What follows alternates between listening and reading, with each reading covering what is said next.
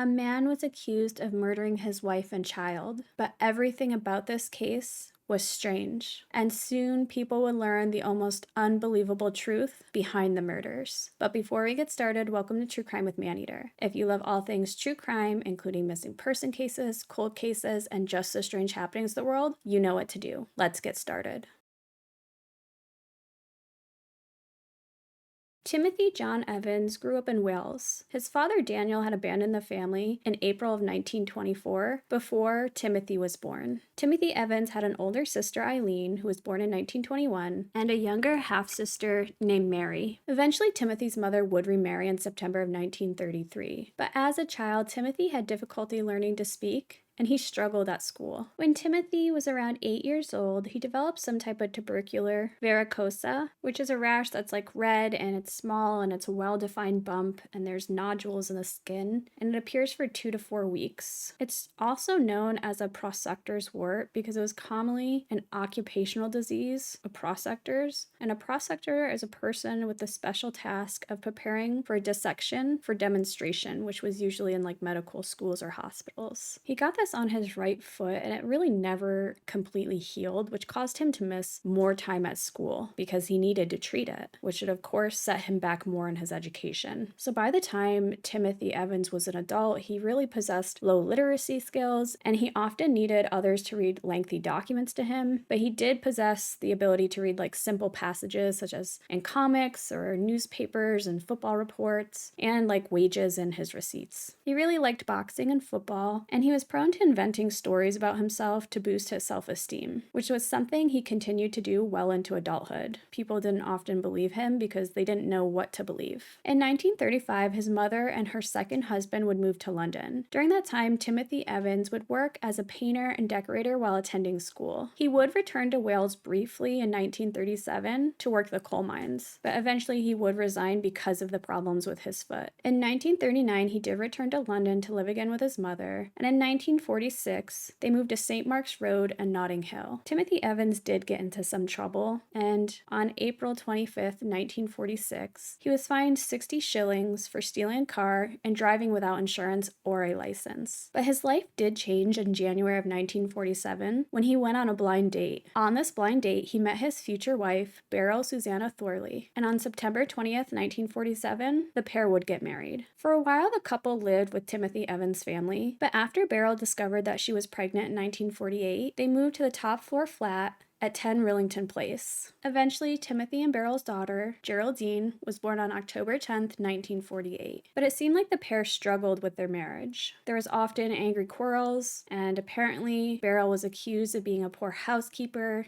and incapable of managing the family's finances, while Timothy, on the other hand, misspent his wages on alcohol, and of course, his heavy drinking gave him a short temper. The arguments between the couple were so loud that they were heard by the neighbors, and physical violence between them was witnessed on several occasions. But in 1949, Beryl told Timothy that she was pregnant with their second child, but the family had been struggling financially. But Beryl decided to have an abortion, and although Timothy really wasn't on board at first, he did give in. But several weeks later, on November 30th, 1949, all of that would change. Timothy Evans would go to the police and say that his wife had died in unusual circumstances, and the case is completely strange from this point forward. And it's hard to even fathom the ending of this case. So Timothy Evans would tell the police that his wife is dead, but apparently a police search of the building that they were living in failed to find her body. But a later search did reveal the bodies of Beryl, their daughter Geraldine, and apparently a 16-week-old male fetus. And they were in an outdoor wash house. Beryl's body was found wrapped in a blanket twice, and then with a tablecloth. The autopsy revealed that both the mother and daughter had been strangled, and that Beryl had been physically assaulted before death. Timothy Evans' first confession was that he had accidentally killed his wife by giving her something in a bottle that a man had given him to abort the fetus. He had then said he disposed of her body in a sewer drain outside of their home at 10 Rillington Place. He said that he would arrange for their daughter Geraldine to be looked after, and then he would head to Wales. Police would examine the drain outside of the front of the building, but they didn't find anything. And the manhole cover that Timothy would supposedly have to move to put his wife's body in took 3 police officers to remove it. So they would go back to Timothy and question him again. Timothy would then change his story. He would say that his neighbor who lived in the same building, John Christie, offered to perform an abortion on Beryl. Timothy would say that he left Christie out of his first statement in order to protect him because abortion was illegal in the UK at the time. And after some deliberating between Timothy and Beryl, they both agreed to take up John Christie on his offer. When Timothy Evans arrived home from work on November 8th, John Christie would tell him that the abortion hadn't worked and that Beryl was dead. John would then tell Timothy that he would dispose of the body and hire somebody to look after Geraldine. John would tell Timothy that the best thing he could do at that time was go to London. So on November 14th,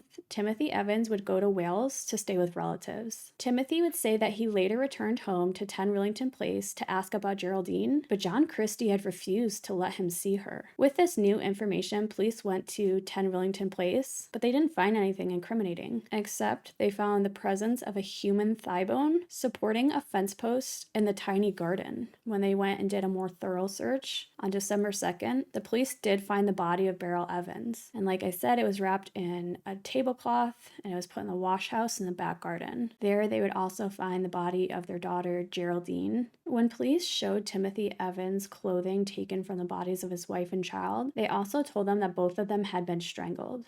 And this was the first time that Timothy Evans had been informed that his little daughter had been murdered. They would ask Timothy Evans if he was responsible for their deaths, and apparently he responded, yeah. He would go on to supposedly confess to having strangled Beryl during an argument over debts and strangling Geraldine 2 days later, and then he would leave for Wales. This is like the second time that Timothy has confessed during an interrogation. On January 11th, 1950, Timothy Evans was put on trial for the murder of his daughter. At this time, Timothy did withdraw his confession, and he said that John Christie had murdered his wife and daughter. The prosecution had key witnesses, and those two key witnesses were John Christie and his wife Ethel. John Christie would deny ever having offered to help with an abortion. He was a neighbor, so he heard all of these arguments and fights that happened between Timothy and his wife. In response to this, the defense wanted to prove that John Christie was actually the murderer, so they did bring in his criminal record. John Christie did have previous convictions for theft and malicious wounding. The malicious wounding case was when John Christie hit a woman on the head with a cricket bat. The defense really couldn't find a motive for why somebody like John Christie would murder two people, but the prosecution had one thing working for them. Timothy Evans had confessed more than once. But Timothy Evans had no previous convictions for violence, though we did know that he was aggressive and violent towards his wife. So the case came down to his word versus his word, John Christie's word against Timothy Evans. The trial would last 3 days, and much of the key evidence was omitted, and Timothy Evans was found guilty, which took the jury only 40 minutes to come to its decision. And then Timothy Evans was hanged on March 9th, 1950. This is where the case takes a turn. Remember I mentioned a lot about Timothy's childhood. He really was kind of a slow learner. He had a hard time reading lengthy documents. As a kid and into adulthood, he tended to make up stories about himself, maybe to make himself interesting and to, make friends or kind of fit in. Something he did do into adulthood, which of course people didn't believe him as a person because he said a lot of untrue things. But the thing is, Timothy Evans was telling the truth. He didn't murder his wife and he didn't murder his child. In fact, a serial killer did. And that serial killer was living in the same building as him. And that serial killer was at Timothy Evans' trial as a prosecution witness. John Christie was born in West Riding of Yorkshire, and he was the sixth in a family of 7 children. Apparently, he had a very troubled relationship with his father. His father, Ernest John Christie, was a tough man to deal with. His father displayed little emotion towards his children and would punish them for trivial offenses. John was also kind of coddled, but also bullied by his mother and older sisters. And then on the 24th of March, 1911, John Christie's grandfather would die at the age of 75 while in the Christie household after suffering from a long illness. The thing is, that would change John Christie's life forever. He said that seeing his grandfather's body laid out on the table gave him a feeling of power and well-being. He said that seeing this man who he feared, now only a corpse, gave him power. John Christie had an IQ of 128, and he did win a scholarship at his secondary school. His favorite subject was math, and he loved algebra. He would sing in the church choir and was a Boy Scout, but eventually he would leave school in 1930, and he would become an assistant projectionist. And a projectionist is a person who operates a movie projector, but John Christie's peers would describe him as, quote, a queer lad who kept to himself and wasn't very popular. It seems that his problems with impotence would begin in adolescence. Unfortunately, his first attempts at having a sexual relationship failed, and then he was branded some really harsh nicknames by his peers. It seemed that John Christie would then turn to sex workers, and it seemed like he could really only perform and have sexual relationships with sex workers. In September of 1916, during the First World War, John Christie did enlist in the British Army, but during the following June, John Christie was injured in a mustard gas attack and spent a month in the military hospital. He claimed that the attack had rendered him blind and mute for 3.5 years, and it would permanently impact his ability to speak loudly. Although there really is no record of his blindness, so we're not sure if that's true or not. A Scottish journalist did write about this case, and he said that John Christie's inability to, quote, talk loudly was a psychological reaction to the gassing rather than a lasting toxic effect of the gas. He would say that John Christie exaggerated the effects of the attack, and it stemmed from an underlying personality disorder that caused him to exaggerate or feign an illness as a ploy to get attention and sympathy. On October 22nd, 1919, John Christie was taken out of active service, and he joined the Royal Air Force on December 13th, 1923, but was discharged on August 15th, 1924. John Christie did marry Ethel Simpson in 1920, but their marriage was a challenging one. Remember, John was struggling with his sex life, and even while he was married, he would continue to visit and have sex with sex workers. Early in their marriage, Ethel did suffer from a miscarriage, and 4 years after they married, the couple would separate. In 1923, John Christie moved to London, and he spent the next decade in and out of prison, while Ethel, on the other hand, remained in Yorkshire with her relatives. He was released from prison in January of 1934, and the couple would reunite and move to 10 Rillington Place. So he has a long list of kind of criminal activity, and this really began when he was working as a postman on January 10th, 1921, and his first conviction was for stealing postal orders, which he received 3 months in prison for. And then on January 15th, 1923, he was convicted of obtaining money on false pretenses and of violent conduct, which he was placed on probation for 12 months. He would commit larceny during 1924, and he would receive consecutive sentences of 3 and 6 months. And then in May of 1929, he was convicted of assaulting Maud Cole, who he was living with at the time, and he was sentenced to 6 months hard labor. This is a person he hit over the head with a cricket bat. This attack was described as a murderous attack, meaning he meant to harm this woman, he meant to kill her. And then he was convicted of auto theft and put back in prison for 3 months on November 1st, 1933. But John Christie and his wife Ethel would get back together in 1934. After his release from prison, but he was still visiting sex workers at the time. This house was a 3-story brick end terrace that was built in the 1870s. The living conditions were considered kind of dirty and unclean and just really not a place you'd want to live. And all of the building's occupants would share one outside bathroom because none of the flats had a bathroom. And even worse, they were close to a train and the noise had been deafening for all of the occupants in that building. At the beginning of the Second World War, John Christie applied to join the War Reserve Police, and he was accepted. The authorities never checked his extensive criminal record because if they had, it's unlikely that he would have been accepted. He was assigned to the Harrow Road police station where he met a woman called Gladys Jones, and they would begin an affair. Their relationship did last until mid-1943 when the woman's husband, who was a serving soldier, returned home from the war. So when this soldier returned home, he went to the house where his wife was living, and he found John Christie there, and he would end up assaulting him. The thing is, it seems that nobody knew who John Christie really was. Over a 10-year period between 1943 and 1953, John was committing murders. He would typically render his victims unconscious with domestic gas. A lot of the times he would rape them and strangle them. His first murder was a 21-year-old Austrian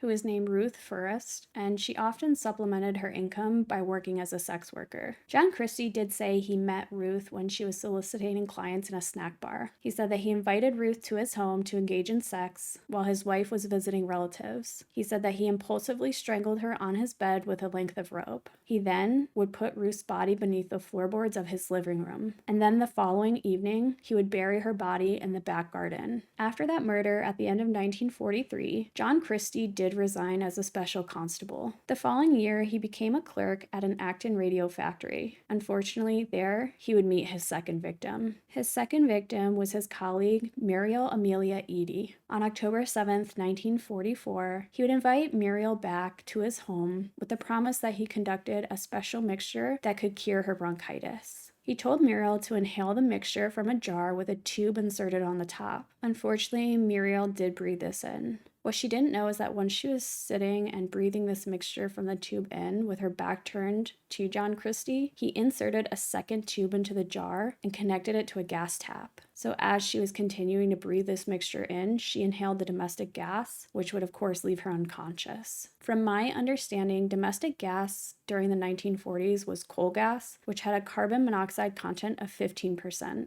John Christie would then rape and strangle her before burying her alongside Ruth. We know about Beryl and Geraldine Evans. So I'm not sure if the abortion story is true that, Timothy Evans kind of confided in John Christie and John Christie's like, hey, I'll handle it, and then did what he enjoyed doing as a killer. But we do know that Beryl had been assaulted and he strangled her. When Timothy Evans was brought to trial, he was a witness for prosecution. During the time of Timothy Evans' trial, John Christie had found a job at the Post Office Savings Bank in May of 1946, but he was fired from his job when his criminal record came to light in April of 1950. On the morning of December 14th, 1952, John Christie would strangle Ethel, his wife, in bed. People were wondering where Ethel was, as she had only been seen in public 2 days prior. So John Christie did invent several stories to explain his wife's disappearance, and obviously he didn't want people to think he was responsible for it.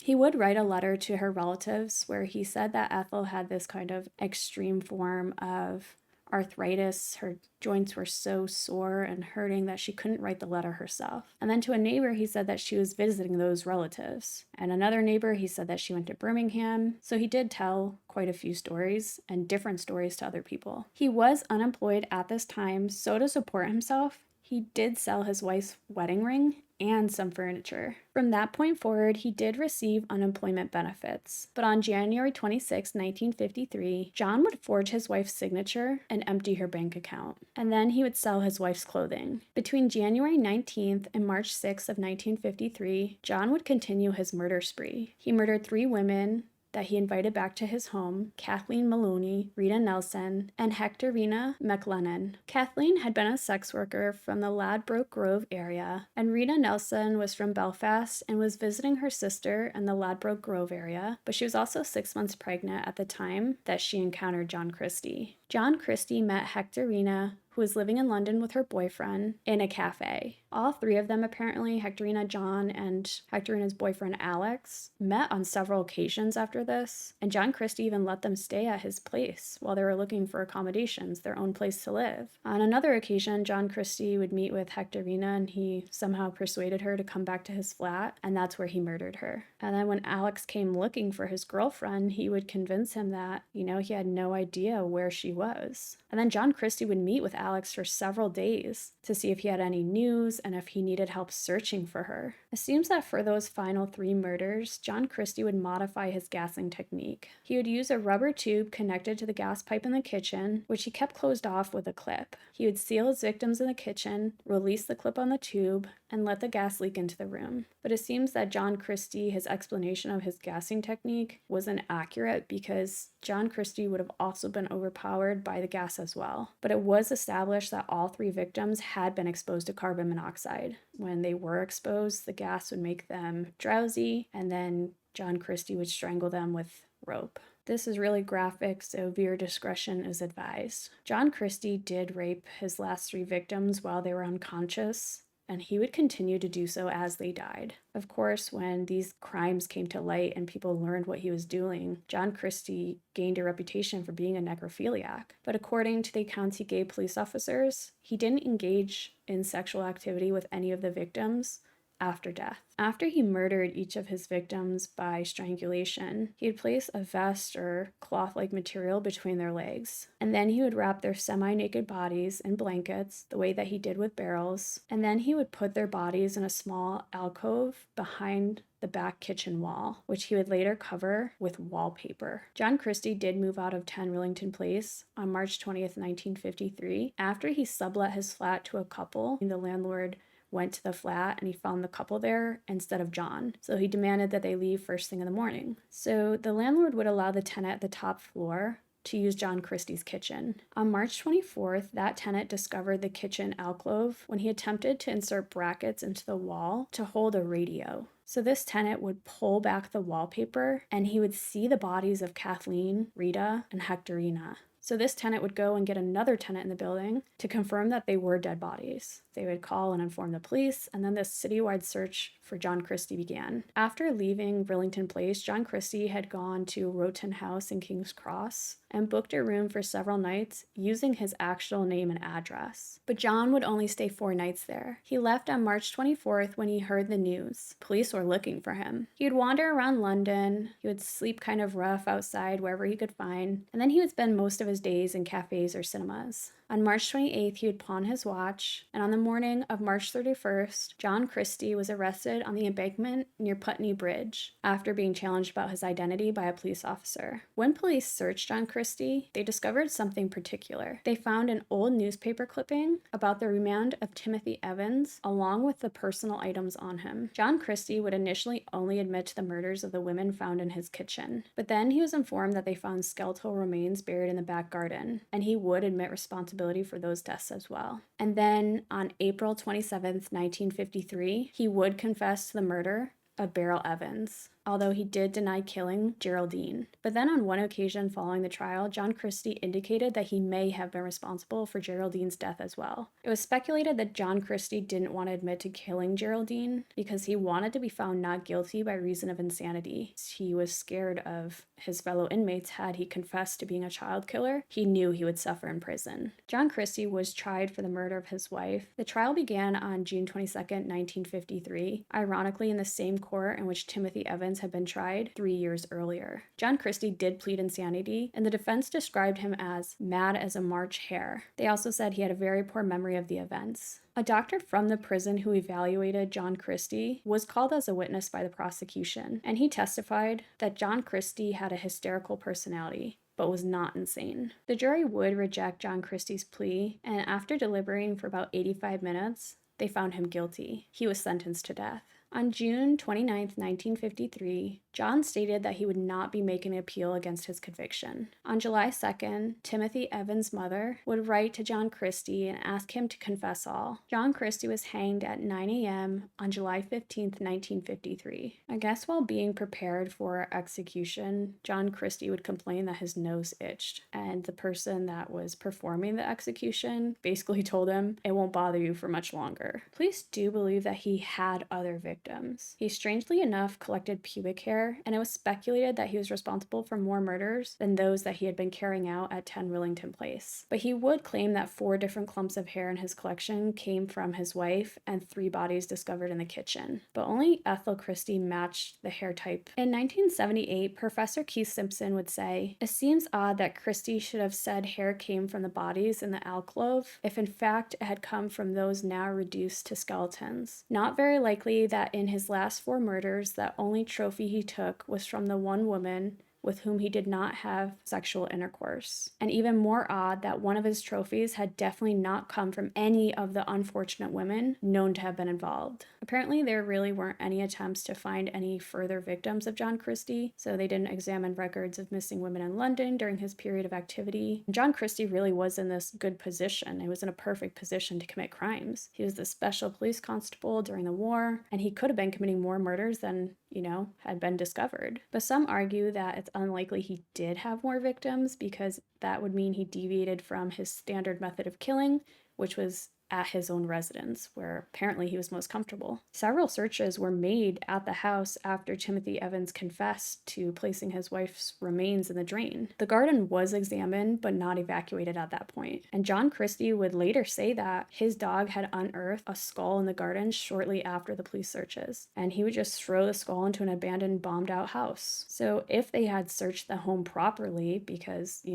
a murder occurred there, they would have found remains, and those remains would certainly not point to Timothy as being a murderer. Had they found at the time the remains in the garden, 4 women would have ultimately been saved, but so would Timothy Evans' life. It's also believed that the police coerced a confession from Timothy Evans. So the first confession, Timothy Evans really had no idea where his wife was or how she had been killed. He literally just claimed it was in a manhole or a drain in front of his house. And during that first interview, he was also unaware that his daughter had been murdered. During that second interrogation, they brought in the clothes of his wife and daughter and revealed that they had been found in the wash house. So of course that information should have been kept from him because he should know where the bodies were had he killed them. And I also want to go back to Timothy Evans, who again really struggled intellectually. So he shouldn't have been questioned without a lawyer. They kind of fed him information. He repeated it back. And then when he got a lawyer, he's like, oh, but I didn't do that. And it turns out that he didn't do it. And they didn't even take into account John Christie's criminal convictions, specifically the malicious wounding one. While Timothy Evans had no convictions for violence, though we do know that he supposedly fought a lot with his wife. So they relied on John Christie's testimony when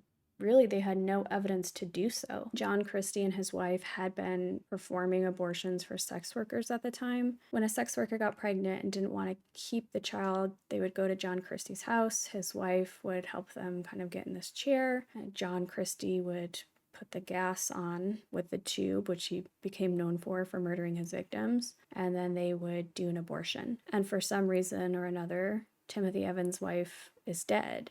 She ends up dead. I can't really wrap my head around why John Christie would murder Timothy Evans' wife. Obviously, Timothy knew that she was going to be with John and that John was going to perform this abortion. So what was the reason for it? Why did he strangle her? Why did he kill her child? It feels like that was too close to home. Obviously, it didn't turn out that way. One would assume that if you kill your neighbor, that perhaps you would pay for that and maybe it would bring some heat on you, but he really lucked out. I'm just confused as to why he was performing abortions with his wife, and on this one in particular, he decided to murder her. Just something about that seems so strange to me. Was it he just couldn't control himself?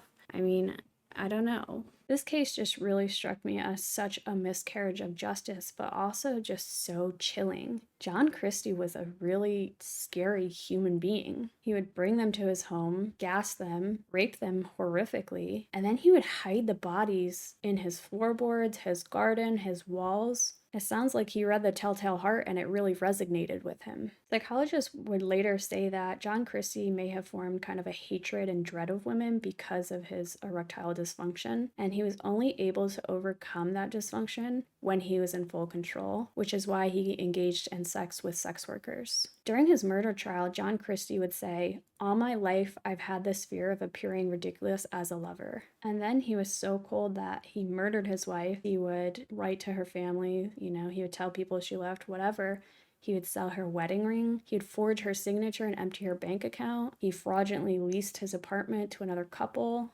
I mean, this guy was a hot mess from childhood onwards. I'd love to know your guys' thoughts on this case. What do you make of this entire ordeal? I mean, it's just so baffling and mind-boggling. But that's it for today, guys. If you like this video or any other video on my channel, be sure to subscribe and turn on alerts so you never miss the video upload. If there's a case you'd like me to cover, pop in the comments below, and I'll be sure to get to it. In the meantime, check out some other videos on my channel while you wait for the next upload, and I'll see you next week.